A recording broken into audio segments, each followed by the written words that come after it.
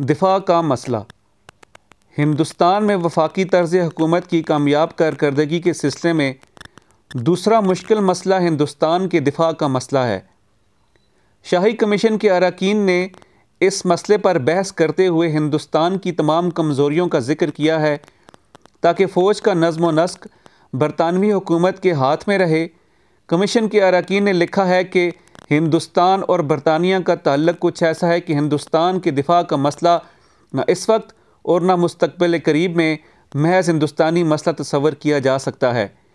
फ़ौज का नज़्म व नस्क बरतानवी हुकूमत के नुमाइंदों के हाथ में रहना चाहिए। क्या इसका लाजमी मतलब ये नहीं है कि जब तक बरतानवी अफवाज और बरतानवी अफसरों की मदद के बग़ैर दिफा के अमूर को बेहतर तौर पर सर अंजाम देने की सलाहियत पैदा ना हो जाए, बरतानवी हिंदुस्तान में ज़िम्मेदाराना हुकूमत के क़याम में मज़ीद पेशरफ्त नहीं हो सकती। मौजूदा सूरत आइनी तरक्की की राह में रुकावट है। नेहरू रिपोर्ट में जिस रवैये का इज़हार किया गया है कि आइंदा जो भी तब्दीली होगी इसमें फ़ौज का नज़्म व नस्क एक मुंतखब असम्बली के मातहत हो, तो इस बात की तमाम उम्मीदें नामालूम मुद्दत तक के लिए ख़तरे में पड़ जाएंगी कि मरकज़ी हुकूमत इस आखिरी मंजिल की तरफ तरक्की करे जो 20 अगस्त 1917 के ऐलान में तजवीज़ की गई थी।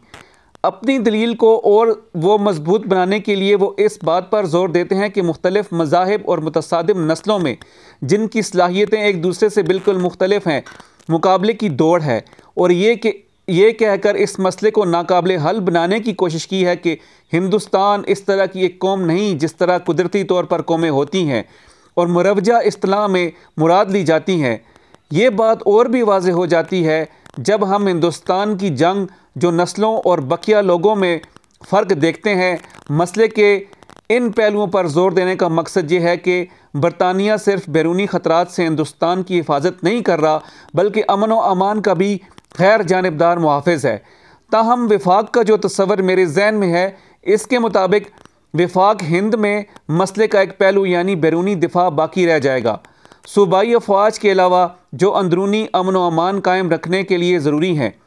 हिंदुस्तान की विफाकी कांग्रेस में शुमाल मगरबी सरहद पर एक ताकतवर सरहदी फ़ौज मुतय्यन कर सकती है जिसमें हर सूबे के सिपाही शामिल हों और जिसकी क़ियादत हर फ़िरके के लायक और तजर्बाकार अफसरों के हाथ में हो।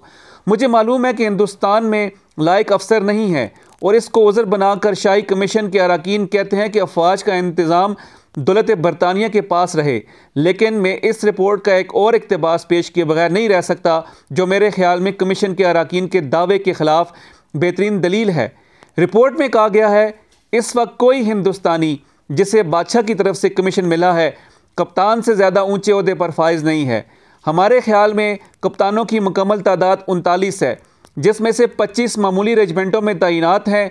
इनमें से बाज़ की उम्र इस कदर ज़्यादा है कि अगर वो रिटायरमेंट से पहले ज़रूरी इम्तहानात पास भी कर लें तो बहुत ज़्यादा ऊंचे ओहदे हासिल नहीं कर सकेंगे।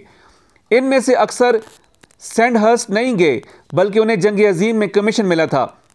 अब ये ख्वाहिश कितनी ही सच्ची और सूरत हाल में तब्दीली की कोशिश कितनी ही मुखलिसाना क्यों ना हो, स्कैन कमेटी जिसके सदर और फ़ौजी सेक्रेटरी के अलावा तमाम अरकान हिंदुस्तानी थे ने नहायत मौसर तरीक़ पर इन अल्फाज में इजहार किया है, तरक्की का इन्हिसार इस पर है कि हर मरहले पर कामयाबी हासिल की जाए और जो जंगी काबिलियत को कायम रखा जाए।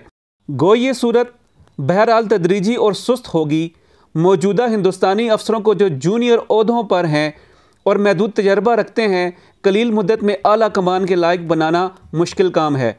जब तक अफसरी के हिंदुस्तानी उम्मीदवारों की मुख्तसर सी तादाद में बहुत ज़्यादा इजाफा ना हो जाए और हम इस इजाफे के ख्वाहिशमंद हैं, जब तक हिंदुस्तानियों की काफ़ी तादाद इस कदर तजर्बा और महारत हासिल ना कर ले जिससे वो कुछ हिंदुस्तानी रेजिमेंटों की अफसरी संभाल सकें, जब तक ये रेजिमेंटें अमलन इस आजमाइश में कामयाब ना हो जाएं जिससे उनकी काबिलियत का अंदाज़ा हो सके, और जब तक हिंदुस्तानी अफसर कामयाब फ़ौजी मुलाजमत में आला कमान हासिल करने के काबिल ना हो जाएं, इस वक्त तक ये मुमकिन ना होगा कि फ़ौज के नज़्म व नस्क को हिंदुस्तानियों के हाथ में देने की पॉलिसी इस हद तक कामयाब हो जाए कि पूरी फ़ौज हिंदुस्तानी हो जाए।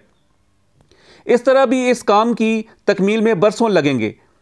अब मैं इस सवाल की जुर्रत करता हूँ कि इस सूरत हाल का ज़िम्मेदार कौन है?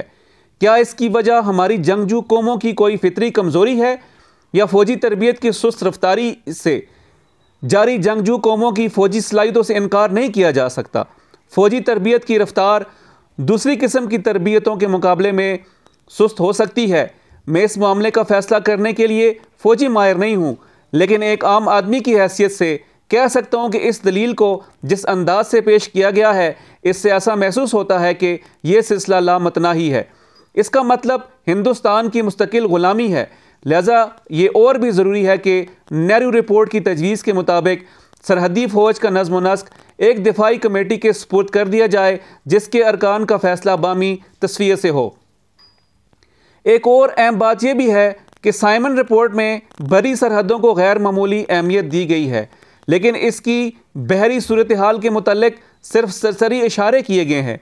इसमें शक नहीं कि हिंदुस्तान को हमेशा बरी सरहदों की तरफ से आने वाले हमलों का मुकाबला करना पड़ा है, लेकिन यह भी ज़ाहिर है कि इसके मौजूदा हाकिम इसके गैर महफूज साहिलों की वजह से काबिज हुए थे।